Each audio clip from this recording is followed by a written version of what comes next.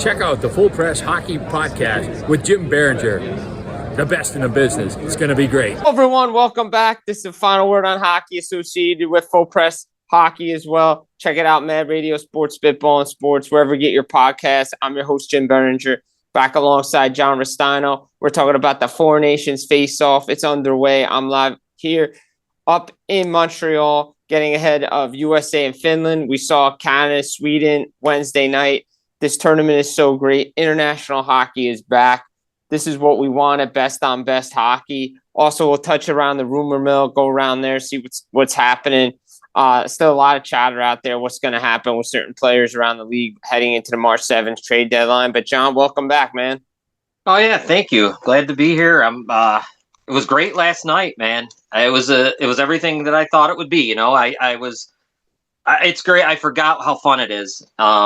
World Championship style hockey, and the players put it all out there. It was like a playoff game, so you can't beat that.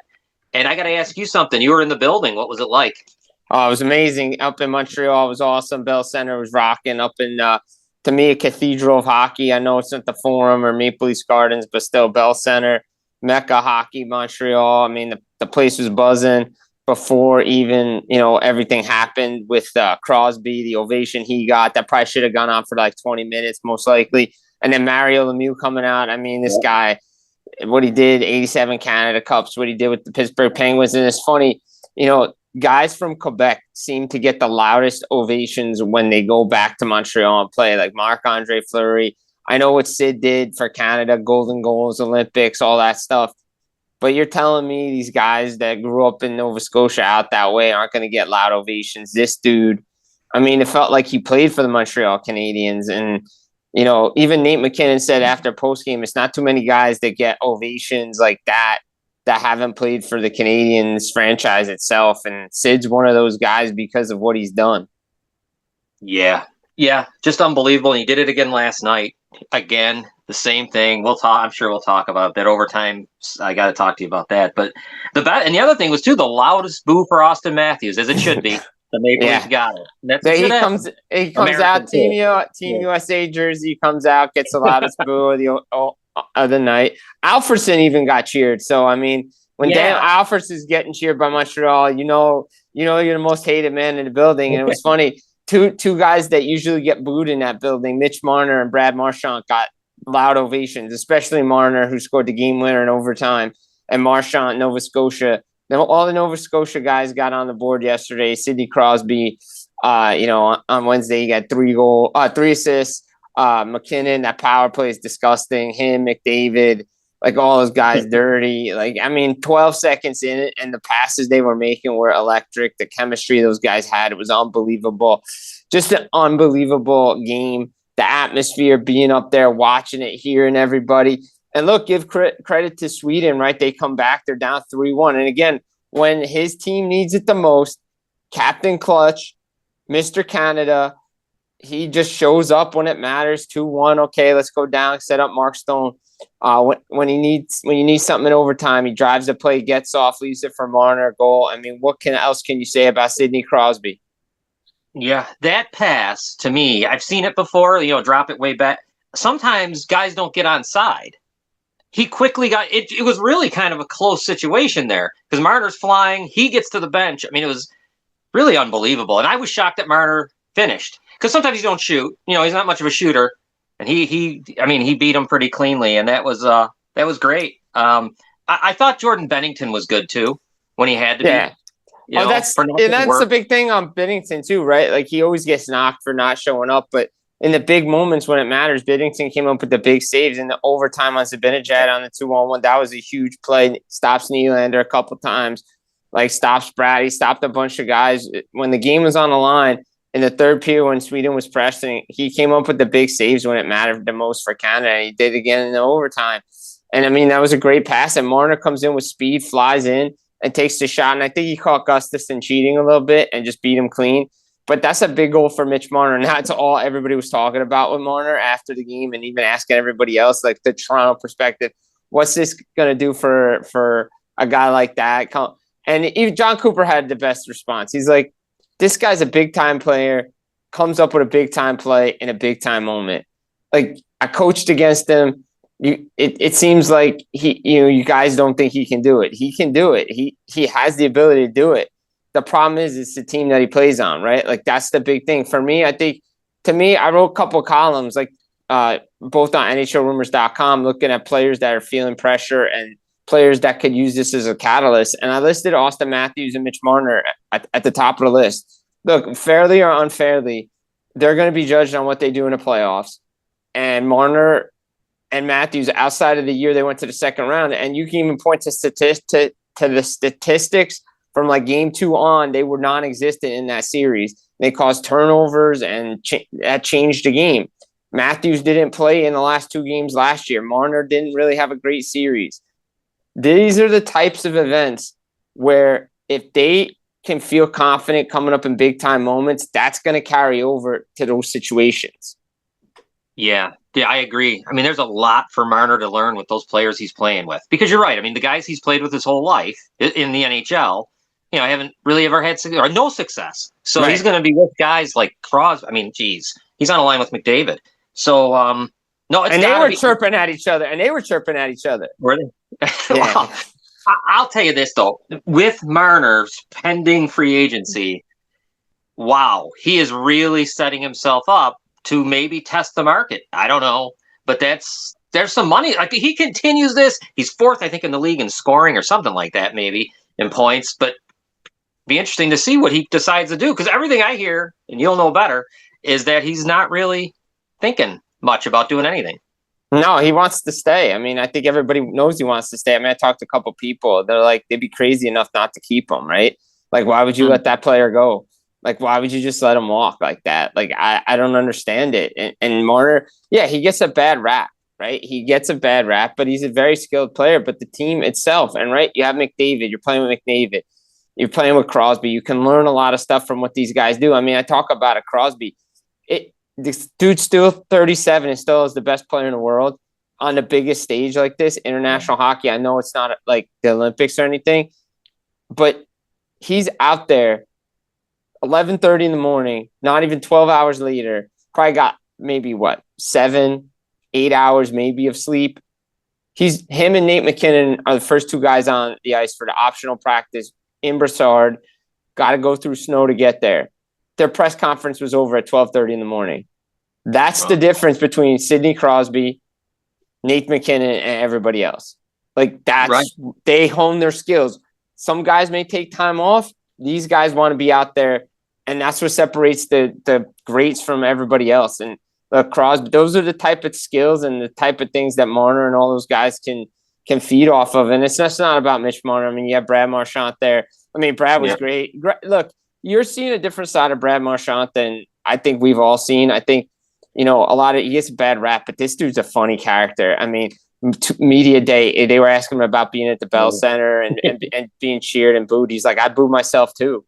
Like, if I was a fan, I'd boo myself too. I mean, look, this Canada team is really good. Now, the loss of Shea Theodore is going to be huge. And wink, wink, nudge, nudge. Don't be surprised if he goes on LTIR. He's listed as week to week. We know what that means.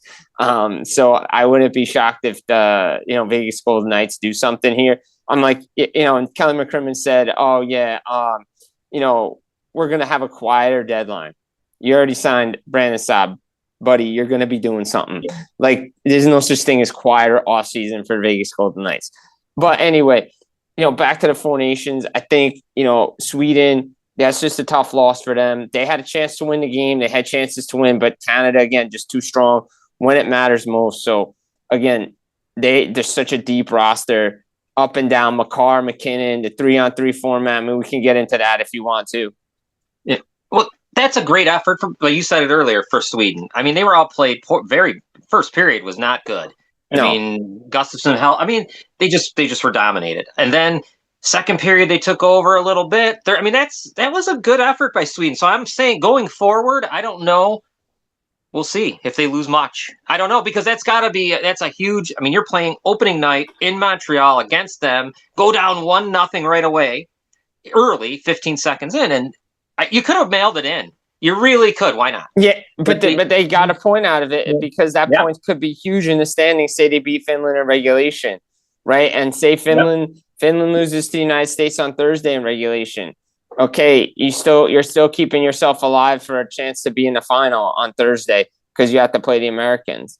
So, and the Americans got a very, very tough game against Team USA against the Canadiens on Saturday night. So, say USA doesn't pick up any points there.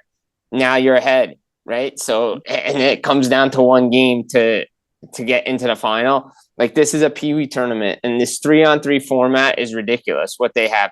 Like, I know, look, Nate McKinnon was funny. He's like, I was tired. I was exhausted. I think it might be a little much. I can't believe I looked off Connor McDavid on the 2-on-1 in overtime. That's telling you something. I mean, Mark Stone had a great response. I mean, he's like, I had a great C for it. He didn't even touch the ice in overtime, but he thinks guys like Nate McKinnon and Connor McDavid and Cale Makar, all those guys benefit. I mean, Makar, when I saw the triple M line out there, Makar, McDavid, and McKinnon, those dudes were flying up and down the ice. Like, they were literally flying. No one could touch the puck, and McKinnon almost ended the game twice on his own. Yeah. 3-on-3 hockey is not what you want for me to end games or to end. It's one thing in the regular season, which I still don't like, but in these type of games, it's difficult to watch it end that way when you get a team that fights back like that. And I just don't like it. The problem is for me is that I didn't want to see it go into shootout, and I don't think the NHL wants to see it go into shootout too, just because, it's a shootout, skills competition. I have to look at the rules to see what the final is. Hopefully it's 20-minute overtime, like legitimately 20-minute overtime. But that's something I'd have to look into the rules, because right now the round robin's just a 10-minute 3-on-3 overtime. It's funny. Back before we had shootouts, the World Games were great because I loved seeing the shootouts. That was really cool, like to see, the international, the way they ended it. We didn't have that in the NHL. Like, I was thinking about it. If there was a shootout in that game, I'm used to, okay, that's Canada. So I know how that goes. That's IIHF type thing, whatever. Yeah. But because they do it in our league, it just sucks. I just don't want to see it anymore. How do you fix that 3-on-3? Would they ever change that to go to 4-on-4 even, which would make it even a little better? Do you think? What, in international hockey or in NHL in general? NHL. I think if anything, they'll probably go 7 minutes. Even McKinnon was saying, I think 7 minutes might be like perfect. Sometimes 5-on-5. Some guys say 5-on-5 is enough. Some guys say it could be a little bit longer. Like Lion A said today that 5-on-5, 5 minutes, 3-on-3 is enough. That's debatable. I think you could go 7 minutes and see what happens. But to me, I think the game was great. It was awesome atmosphere. Yeah. Sidney Crosby, 3 assists, first star, place went nuts. That's what you want. And again, why we wait 11 years for it? Because I'll tell you why. Everybody wants to know the explanation. It's because it didn't benefit the NHL to be playing games in Asia when the time zones were ridiculous and nobody was going to watch the games. That's why they didn't go. And that's why they didn't have it, because it didn't benefit them and they didn't get anything out of it. They benefit from this. It's an NHLPA event. And that's what the World Cup of Hockey is going to be in 2028, as they announced it yesterday before the game. They're going to have a 2-year international calendar again with a true World Cup of Hockey, 8 teams as of now. Now, could they change it and do the BS, what we saw in 2016? Yeah, but I think they really, really want to have Czechia, Russia, Slovakia in there, like 8 nations, like we've used to have a World Cup like in 2004. Now, I think this might already be known, but the Winter Olympics are in Italy. Yes, that's correct. Yes. Next year. That's next year. So they're good with that because it's only about a 6-hour time difference. Yeah, they're fine with that. Yeah, they don't care. Yeah, they don't care. Well, that's good. All right. Yeah, and I think like the 2030 ones are in a similar time zone anyway, so it benefits them to be in these time zones where the difference isn't bad. But you're playing in Asia and stuff, it doesn't benefit you. Yeah, well, I get it too. I know, and the travel for the and it also comes down to the NHL not being able to use a lot of their stuff on NHL.com too. Like that's like the biggest sticking point is they want to have all that stuff on NHL.com. You're allowing my players to be there. We want to benefit from it by having the stuff on our website. Yeah. Yeah. No, I mean, I get it. The one thing I always wondered is the fear of injury. The fear of the greatest players getting hurt mid-season. Well, you saw it. You saw it, Theodore. Yeah. And then if I see, I mean, it's funny. I forgot who it was last night who crashed into the net. And I was telling, actually, I was sitting there with my wife, and I said, think about in the past, that was a metal spike. He'd have broke his leg. Yeah. I mean, the way he crashed in there, it was shin first. Jeez, I can't remember who it was for Canada. But, it's always in the back of my mind. And I'm sure, I wonder, it must be with the general managers and team people. Just please get out of there healthy and let's go. Because, my gosh, I was thinking of that in Nylander being a Leaf fan. I'm like, this guy, last year, that phantom injury, and you just never know. But it was a great game. Being in that building had to be unreal. It was so loud. At home, it was loud. And the way they do it in Montreal, no one does it better than them. Their kind of opening ceremony stuff is incredible. Yeah. Oh, it was ridiculous. The opening ceremonies, everything about that game. We'll see what they do tonight for USA Finland. I probably would expect something similar because, Team Solani's there. I mean, Solani was announced yesterday. So I'd imagine they do something similar, the anthems, all that stuff. So it's going to be interesting because, Finland's the underdog in this thing. And the real underdog because Heiskanen and Ristolainen not in this thing, but they still got a lot of depth down the middle. Rupe Hintz, you got Anton Lundell, Barkov, still got Ranton in there.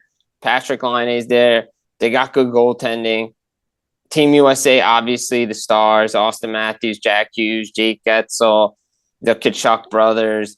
On the back end, we know Slavin or Ferensky, and obviously Connor Hellebuyck in the net. I mean, Team USA is loaded. You got some veterans in there as well with the Brock Nelsons and the Kreiders and the Trocheks and the JT Millers.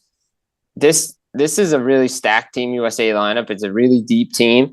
I've had pushback on that. I do start to think like 96 was really deep too. Like the 96 team was really, really deep. Like 022 was really deep. But this is probably the most talented team they've ever had. And they have to show that they can get it done. I mean, look, I'll talk about it too. Connor Hellebuyck, right? The best goalie in the world. Look, the last time we saw him on a big stage like this was the World Championships in 2015. And he dominated. Like, he was the best goalie in a tournament. Well, he wasn't named the best goalie in a tournament, but, he was named first team All-Star and everything. But the pressure is still on him to perform because he could carry this over too. Because the Winnipeg Jets, every time in the last couple of years, Hellebuyck's not played great in the playoffs. Again, he's been gassed and taxed and everything just so they can get in. But I think this is something that could propel them and propel him into something. Same with Rantanen and Laine. I think especially Rantanen. Since the trade, he just hasn't been the same player. And I know different formats and different. But if he can get something going with Aho here, I think they can carry that over into Carolina.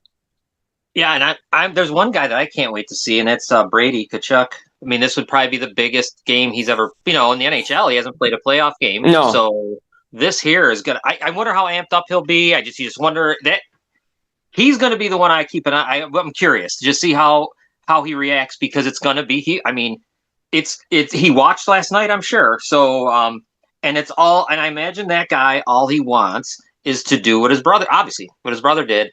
And I'm just so, the Americans, it's like with Canada, I knew what I don't know how you felt, but I feel like I knew what to expect.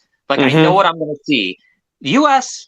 and their horrible uniforms, I'm not quite sure what I'm going to see. I don't know why those uniforms, they're terrible. I'm sorry. I told these guys, I told a couple of players, I said, why aren't you guys just wearing a 60 uniform like the junior team wears? I mean, that's the best uni.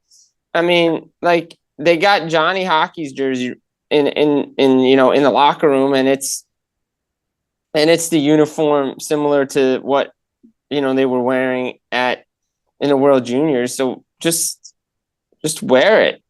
Like, that's the best uniform. That or then bring back the 96 one. Like, those are the two best Team USA jerseys ever, besides the 80 that they won in. But I wouldn't put that one on again. But I like the Squaw Valley tribute or a 96 tribute. These ones are just not good. But Team USA is going to be interesting to watch, see how everybody gels. But the fact that you have Matthews playing with Jack Hughes and Jake the Snake Getzel, that's a line I want to watch. Yeah. Boy, I can't wait for Saturday night. But they can't look past this one, though. They really, obviously, Team USA can't. But gosh, Saturday night's going to be a going to be unbelievable in that building. It's going to be wild. Yeah, so it's going to be nuts because like those teams, they've put together the best teams in the world, right? These are the best players. They wanted best on best. They wanted this. There's a reason why we're having this. There's a reason why they're going to be at the Olympics. There's going to be a reason why they're going to have World Cups of hockey. The intensity is so high. It's going to be higher than NHL. Jack Hughes even said it, and we saw it from puck drop. These guys are ready to go and ready to win something for their country. They love playing for their national team. However, the great debate is gold medal versus Stanley Cup. Teemu Solani told me the other day, he's like, I'd trade one of my medals, a gold medal, for another Stanley Cup any day of the week. Yeah. Yeah, I would imagine they feel that way. I could imagine. Last night I was watching the game on Sportsnet and I saw a commercial and I wanted to ask you, and I don't know why, because we haven't had a chance to talk. Do you think Bedard should have been here? No. No. I don't think he was. I'm not on this team. Maybe, right. And I've said this before, I think he probably makes the Olympic team, but I don't think he should have been on this team. This team is just too deep. Yeah, I was trying to think of where he'd play, and it's hard to figure. You know what I mean? Yeah, there's just not room. There's no room for him. There was no room. There was no room for him on this team. There just wasn't. There's not a lot of room for a lot of guys. Oh yeah, yeah. I mean, granted, the rosters probably could have been announced later on, and you could have maybe had Logan Thompson there, guys like that. But that's an advantage for the Washington Capitals, to be honest. Like, let's be honest, those guys are going to be rested and ready to go once the season resumes and the stretch run happens. So I think they have the biggest advantage. Washington, I mean, they had great things in the offseason, Ovi's chase, everything like that. Now he's going to be refreshed, ready to go for the stretch run, and he don't got to play. All these guys are playing extra games. Right. Now, who is the defenseman taking Theodore's spot? Travis Sanheim. Okay. And there's no more players, right? This is no more players unless you can't field 18 skaters. Emergency basis, you call somebody, but right. You hope that doesn't happen. Yeah, please. Yeah, you don't want that. Yeah, you really don't want that. So, but the tournament's been good. I mean, it's one game, but look, can't wait for USA and Finland, and obviously the rivalry. It's going to be rivalry Saturday with the Finns and the Swedes, and then USA and Canada at night. And then they shift everything to Boston, which is going to be fun. I think they could have ended this tournament a little sooner than Thursday, but they built in days, I guess, for weather. We may or may not have games on Monday, depending if everybody can get there because of the snowstorm in Montreal. Okay. But no, it's been good hockey. Everybody, the players are the biggest thing is the players.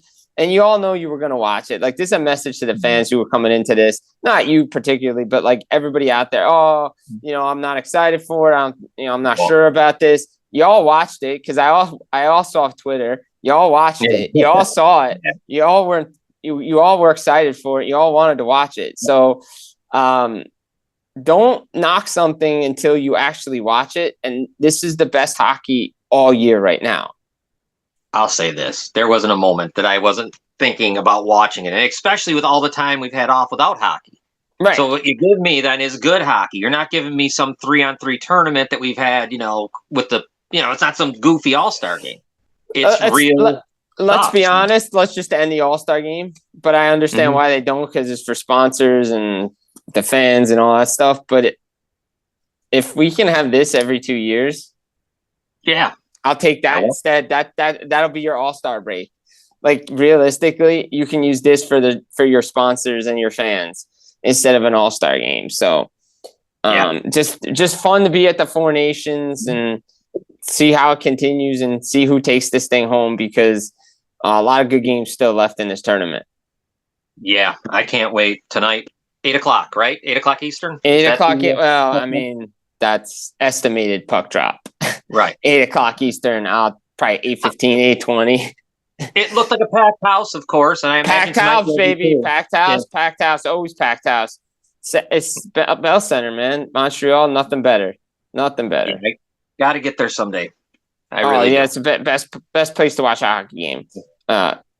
It's amazing how much louder that place is than Toronto. It really so loud, amazing. so loud. Fans love it. Yeah, exactly. As much as Toronto thinks it's the center of the hockey world, Montreal is definitely the place to be for a hockey game.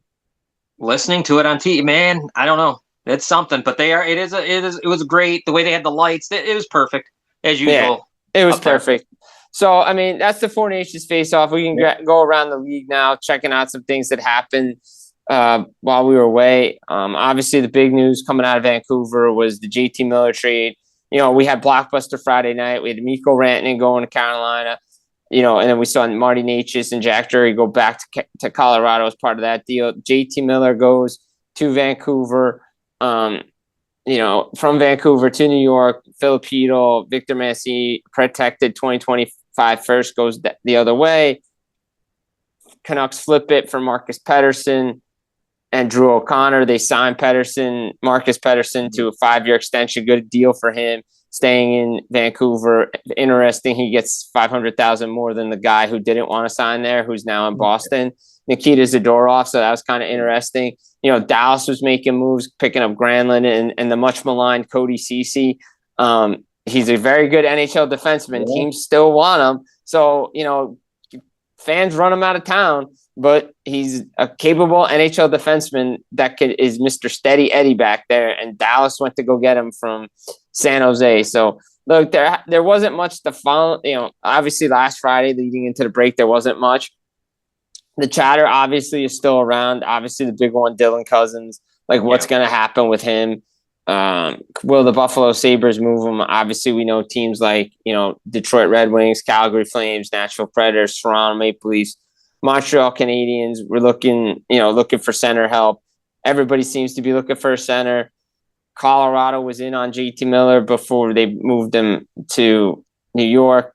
Obviously, Carolina had interest in Elias Pettersson, but then they made the move with Colorado. And it's going to be interesting for me with Rantanen is now I hear all this talk again about him potentially being traded from Carolina. If they can't get an extension done or there's no hope of an extension by March 7th, I mean, I would it be shocking? Yeah, but I didn't think he was going to leave Colorado. And maybe he signs with Colorado in the offseason. Who knows? But I think Rantanen's got to get his game going. It would be shocking for a team that just gave up all that to get him to try to recoup, but maybe they send him to a team where he wants to sign. Yeah, and that'd be tough, right? Because, I mean, Getzel, different situation, but, you know, another guy gets a year, he leaves. This guy, if he leaves or they move him on, I mean, yeah, that's a tough one. It is interesting, though. Carolina's just different. I mean, think about going from Colorado to Carolina, and I don't even mean the just life. I mean, like, how they play, right? I mean, that's two different things. Way too different. One's more defensive minded, playing Rob Brendamore style. The other one's a little bit more wide open. You're playing with Nate McKinnon. You're playing with all these righties. Now you're playing with all these lefties. It's hard to get you settled into your game. So that's going to be interesting, though. He's still looking for like 13, 14 million. And he wants to get Draisaitl money, and Draisaitl reset the market for these guys. And he deserved it. Yeah. Yeah. But what was shocking to me is this Colorado wants to work on this internal salary cap that they have when the cap keeps going up. It's like you're going to have to sign players. I understand they don't want to pay 3 guys, but you're going to have room down the line when all these contracts look very valuable. I know you want to pay Makar and stuff, but I think Nate McKinnon would be okay getting less money than, you know, Mikko Rantanen. But now if they are able to extend Marty Necas, they can get him for under Nate McKinnon money. Yeah. Well, you know what? It's funny. Some of those guys, Necas, and then I saw, and back to Vancouver, Hedl. I thought he looked really good the other night. I got to see him play, might have been against the Leafs even. He was, I don't know. He looked different to me. He looked like he might have gotten to where he needs to be because I don't know. He looked like a different player. He was actually noticeable. Like I knew he was there every single time he's on the ice. His size, the whole thing. He must just be, you know what I mean? That's just change of environments, change of sceneries, right? You look Filipino in Vancouver. He's playing like a guy that should have been playing on the second line in New York. Capo Caco in Seattle, another guy that should have been playing on the second line. That kid line should have moved up. They didn't do it. Caco is having a good season in Seattle, but probably won't play against the Americans, which I don't understand because his career against the Americans in big international moments, he's always scored big time goals against them and knows how to play against them. So I don't know what Finland's doing there. I would question that, but he's playing well. And then again, staying in that, that Pacific Northwest, obviously we talk about Pettersson. He's looking to find his game. The trade chatter, they're still out there, but it's on hold for now. Maybe they do something in the summer, but Brock Besser's the big guy. And the issue is for the Vancouver Canucks is, do they move him? Do they trade him? Do they sign him? That's the big dilemma because they want to remain competitive. They're fighting for the Calgary Flames for the final wildcard spot in the West. Do you move a guy like that with the hopes of getting something in return? Oh, by the way, they still want to get a top 6 forward. So maybe they're thinking about moving out Brock Boeser because do they really want to pay a guy $8-9 million over 8 years? I'll tell you, watching Vancouver is they've learned. I don't know, man. I don't recall it like this with them. Watching them play against Toronto and can't remember the game before that I saw. They really smother you. When it turns, they get the lead 1-0. I said it on Twitter. They're going to be a problem for somebody in the first round because the way they play deep, they clog up the middle like you should, the way I believe you would. And like I was thinking, I'm watching the Leafs, and I was thinking to myself, why can't they ever do that? Why can't you get a 1-0 lead and actually protect it but not protect it and give up 45 shots? But they're going to be trouble. So it'll be interesting to see what they do because I think they're pretty good. I mean, now Demko got hurt, right? Yeah, Demko's hurt. Yeah, Demko's hurt right now. The other guy though looks good. So yeah, interesting on what Vancouver. Lankinen's gonna get paid this summer by somebody as for a backup goalie because he's just playing so well right now. I mean, he's a big reason why Vancouver is in this position because if it wasn't for, let's be honest, Kevin Lankinen coming in when he did, this team may not even be in a playoff mix because Thatcher Demko's injury. So there's a lot on the line for this team, right? You look at it and you say to yourself, okay, well, what's this team going to do? Well, they're in the playoff mix. It comes down to, do you want to trade a pending UFA that may not sign to get something, but you need him as an own rental because you still need goal scoring because the Canucks still can't score. Even with the additions that they have, they still can't score. So it's a double-edged sword, and teams like New Jersey have been calling on Brock Boeser. But again, it's a double-edged sword when it comes to, the Vancouver and the Canucks and whether or not they want to actually move him. Because if they don't, what are they going to do if he doesn't sign? And maybe they just get somebody else.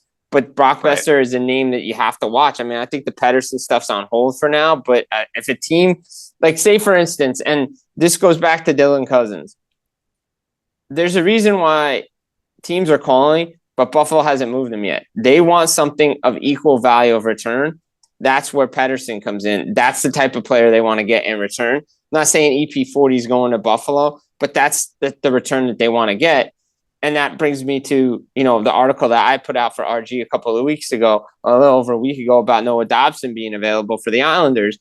And yes, he is available for the right price. They need a top line scoring player like an Elias Pettersson. Will it be Pettersson? We'll see. But, they've talked to Vancouver. Vancouver's made inquiries. Montreal Canadiens have made inquiries. Teams have made inquiries about Noah Dobson's availability. And for the right price, Lou Lamoriello would move him. Again, they have Brock Nelson there too. But I think he's going to end up staying. Again, body language is everything. He told me exclusively that, he knows what it means to be an Islander for life. He knows what it means to be there, play for one team for his entire career. He knows that Lou and his agent have a great working relationship, so everything will work itself out. So, and he's thrilled to play for Team USA, by the way. He's got a lineage of family members. His grandpa and his uncle, the Christian brothers, played for Team USA, won gold medals. So, again, the Islanders have players teams want, but it all comes down to what Lou Lamoriello wants to do. And right now he don't want to sell because he believes in this group. So, you look at the Islanders, and there might be some players there, and the Dobson thing may wait until the summer because, again, he's due for a new contract. Does Lou really want to pay him? That's what it's going to come down to for me with the Islanders. Yeah, because they've just won like 8 out of their last 10 or something, I think, going into the break, and we know, maybe I'm wrong, but it's like a fool's gold thing. I don't think they're that good. I still don't believe they're making the playoffs. So I mean, it's interesting. You never know with Lou. And let me ask you about Brock Boeser, though. Back to him real quick before I forget. What would it take to get him, or what does Vancouver want for him? Do you know? Like, what's the? I would think it's probably a high price. I think probably like first round pick, maybe second round pick, but like a top prospect. But they also want a winger in return. They need a scoring winger too, because Jake DeBrusk just hasn't delivered outside of like that hot stretch that he was on. Like none of this team has really delivered. But Boeser is starting to turn it up now. 2 goals in the last 3 games. Maybe he raises his value, but it's not gonna take a high price, like maybe something out of Nashville where Barry Trotz is looking for a package that he wanted for like UC Saros, where you're getting a player in return that could play now, a prospect, a pick, stuff like that.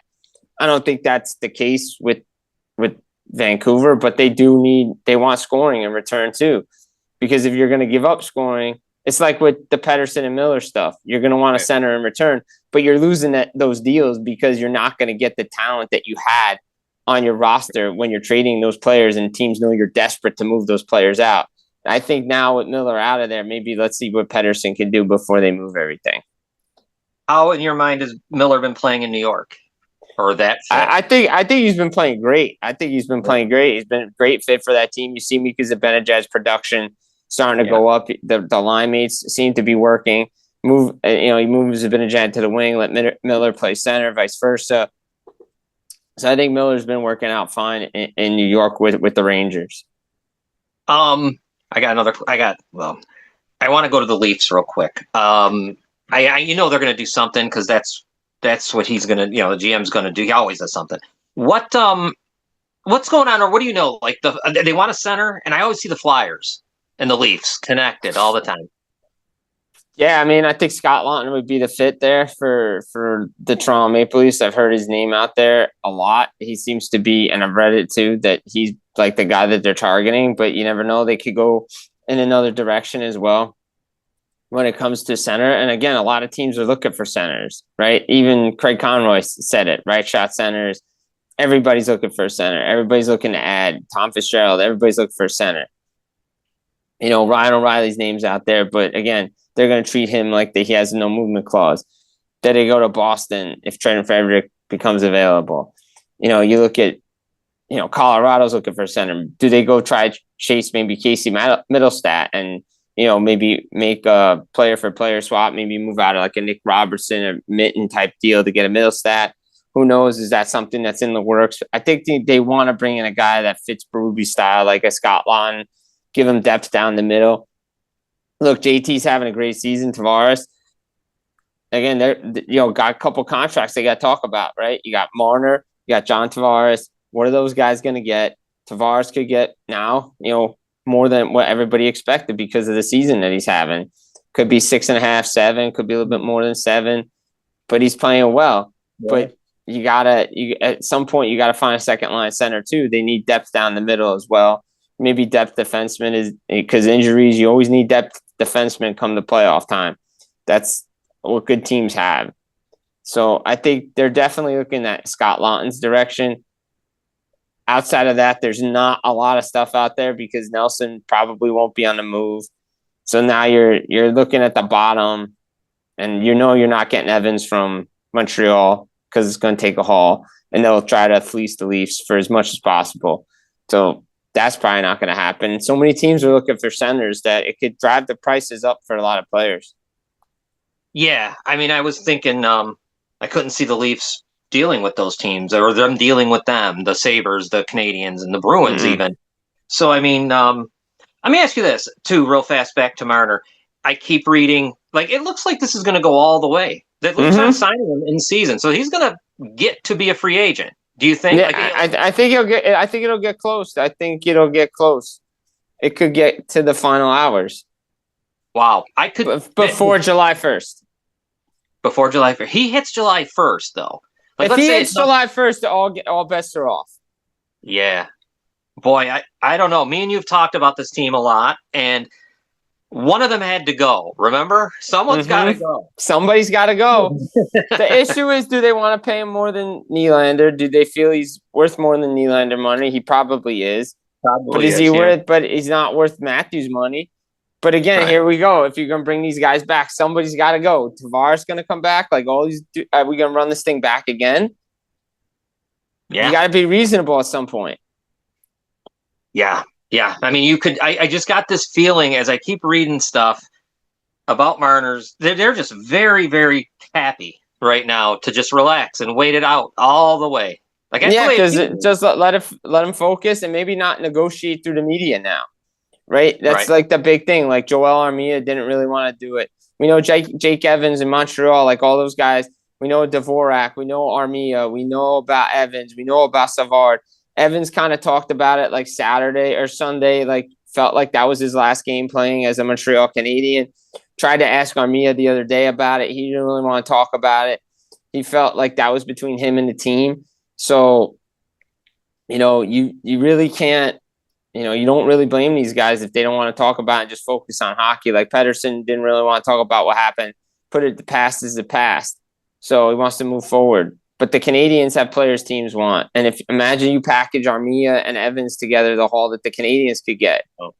I think that's something that you have to watch for, because Montreal is a dangerous team. They could get the players that they need and maybe get a player that they have control over for a long, long time that can help them moving forward. This is going to answer a question that someone asked me to ask you, so I can give it to you right now because it's in my head about the Sabres. Do you like that? Should be the same deal for them with Dylan Cozens, and they could make an incredible deal, I'm sure. But who's making that? It's just Adams, right? There's no one else but him. Right, exactly. And what are you going to give up? Like, you have to get a player of that caliber in return, but you're not winning a Dylan Cozens trade. And that's why they're so hesitant not to do it, because you've seen all those guys bail. Like, all those guys left, and look at what they're doing in other markets. And I think they have a good piece in Dylan Cozens, but they also have defensemen like an Owen Power, like a Mikael Samuelsson, Bo Byram. Teams could be calling after. They have other players, Alex Tuch, JJ Peterka. And then they're not all available, but teams are like, hey, what would it take to get this guy out of here? And then Adams will laugh in their face and be like, well, he's not available. But Dylan Cozens is a guy that teams continue to call about, and it would be a mistake to move him. And similar, it would take like a high level prospect, big time players to move him. They want good return for him. That's why they haven't moved him. And to me, go back to Dallas real quick. They're not done. They have $13 million in cap space. I don't care what anybody says. Miro Heiskanen is probably done for the rest of the regular season. He'll be on LTIR. We know he'll be back for the playoff run. Sagan, we don't know when he'll be back, but they're not done making moves. They're a team that definitely wants to make moves. We know Boston needs scoring, but Boston's in a position they haven't been in a while. They're taking calls on a lot of players, even their captain teams are interested in. But he knows what it means to be a lifelong Bruin. So, I mean, there's just there's a lot of chatter. Utah Hockey Club trying to be aggressive. Maybe they try to be aggressive like they were in this past offseason, right? Like, that's a team that I'm watching in the offseason again to say, hey, what are they doing? Is there any way in any world, this is like the dream, that you could get Crosby out of there to Colorado to play with him? With no chance. He wouldn't do it, you think? Or I mean, would he do it? I mean, never say never, because guys get traded, but he has full no move, no trade. He's got to be the one that wants to leave. And if he doesn't want to leave, he's not leaving. He won't leave. Right. He won't leave. He won't leave. I wish he would leave. Last year was the year to do it. If you were going to say, hey, can you get me to Colorado last year, would have been the year. But the problem is the Penguins, and you're going to see Crosby play at a level that we probably haven't seen in a while, because this will be the most meaningful hockey he plays all year. Yeah. Yeah, no, it's definitely what he was looking towards. I think you said this way back when we knew how bad Pittsburgh was. I mean, this is it. This is what we're heading to. This is Pittsburgh is a bad team, and this is what they're heading to. And just face facts, this team is not very good and will not be very good for a while. They have to go Washington on it. They want to bring prospects in. They got Rickard Rakell's out there. He's a player that they could get some, that's a guy. There's other pieces that they can move to, but Pittsburgh's going to be a bad team. Watch out for Columbus. They want to be active at the deadline too. They want to bring in a player that has control, right? Again, Dylan Cozens guy. You look for guys that have term on their deal that is very controllable. It's the Tom Fitzgerald model. Bring guys in that you have team control over and see what happens if they want to stay or not. And Calgary wants to do it with the right shot defenseman. Edmonton's looking for D. They need another center. Utah Hockey Club, with the injuries that they've had, they're right in the mix still. And, Ryan Smith's not afraid to be aggressive. So a lot of teams out there trying to make moves. And I think the biggest thing is everybody wants to know what's going over in Anaheim because Trevor Zegras' name is still out there. John Gibson's name is still floating around. He said the other day that's something that the team and his agent handle. He's worried about playing hockey. He wants to win, though. And obviously, people connect him and Edmonton, him and Carolina. I don't know if Carolina – I think they're going to just roll with what they have, and I think that leaves Edmonton. And what are they going to give up? And how much does Anaheim need to retain to bring Gibson in there for the next couple of years? And is Gibson the number one when he gets there? Because we know Stuart Skinner right now is number one, but we see the good Stuart Skinner, we see the bad Stuart Skinner. And when the bad Stuart Skinner shows up, everybody talks about they need a goaltender. Right. Yeah. Yeah, absolutely. Gibson, what's that, $6 million for Gibson? Isn't that what he brings? Yeah. 6 something. Yeah. Jeez. Anaheim, I always wondered this, and you're around the players. I always wonder this. These teams like Buffalo, and I guess some of the guys on Anaheim, how do they deal with never making the playoffs? There's guys on Buffalo that it's been 8 years. They just haven't. They want it, and that's when the itch starts to come. I want to get out. I need to go play meaningful hockey. But you would think that they would start flipping a switch when they haven't made it after a couple of years and be like, yo, I need to get to the playoffs to see what's going on. Gibson has been there, but it's been a while. Right. It's been a long time for Anaheim. But the issue is Anaheim's actually getting closer than we think. If they're actually going to play like this and be a team that can compete every night and play against good teams and pick up points they're not supposed to, then maybe they're closer than we think. And maybe he just stays there and rides it out until his contract's over. Yeah, no, they are. They do play good. They play very well. That's the team this year for me, the late night team to watch. The Anaheims, the San Jose's, if they're going to compete and make life difficult on teams and steal games that they shouldn't be stealing, and Gibson's a part of the process, then that's great. Obviously, they have Lucas Stolstall there too, but and Trevor Zegras is a name. Continues to be connected to teams out east like Montreal. Is he really a Pat Verbeek guy? We don't know. We're going to have to find out but right now he's starting to see the skill that he came in. Again, it was in a shootout, but if he can do it consistently, 5-on-5 power play, do they decide to move him? But was the contract too much? The negotiations were just too much and they decided that was enough. I got a question real quick on the team that you cover most. What does Sheldon Keefe need at the deadline? Look, they need to be consistent. They need to learn to adjust. I said this on Off the Post yesterday. They need to learn to play consistently defensively. They need to mature a little bit more. When things get tough, they don't stay patient enough. You see it at times, but you don't see it consistently enough. But they still need a pure goal scorer, and they need another defenseman. Jonas Siegenthaler is probably going to be out for a little bit. But luckily, Jacob Markstrom's coming back. Nico, he should be coming back. That helps them. But when every time they have a major injury to one of their top centers, they just don't win and they just don't play well. They got to get back to playing good defensive hockey and stick with their system and be more patient. And that's the thing that'll help Sheldon Keefe and the Devils be successful because right now everybody knows what the playbook is. You go up on them, take away their stretch pass, take away their rush game. They can't adjust. They don't know how to win different ways. When they do play hard against teams like Maple Leafs and Carolina, They show it at times. Same with Florida and Tampa. But when they don't, they just get eaten alive, and pucks turn over, and it's the stuff you saw in Toronto all those years. That's what I was going to say. It's like deja vu for him all over again. But he knows, it is. I think he knows how to fix it. So he might have been the perfect guy to fix it. But I don't know. I think one last team. I know I'm throwing tons at you, but the Red Wings. What are they up to? What would you think they're up to? Because they're playing well. They're all playing good. I mean, we hear Tarasenko's name's out there, but he's got no trade clause. But Florida seems to be interested in bringing him back again. I think they definitely want to upgrade their offense a little bit. Again, they got the new coach Bunn from McLennan. I mean, again, it's going to take time for Tarasenko to fit in. But if they can get something big in return, maybe, they move him. I think they'll try to add something to the chemistry of that team.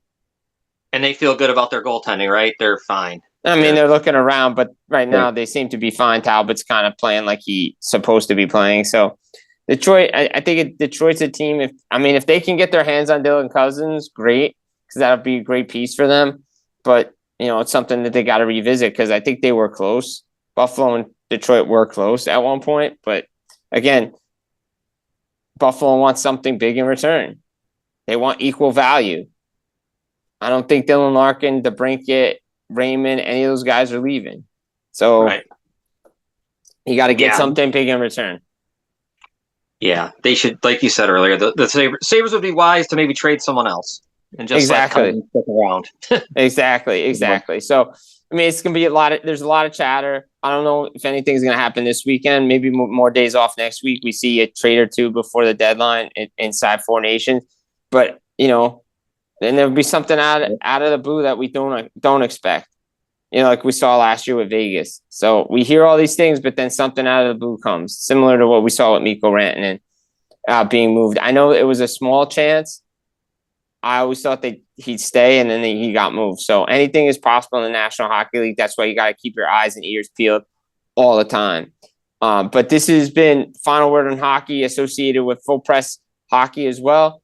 My name is Jim Biringer. John Restaino, guys, get it. Up here, YouTube, subscribe to the Full Press Hockey page as well. Like the video.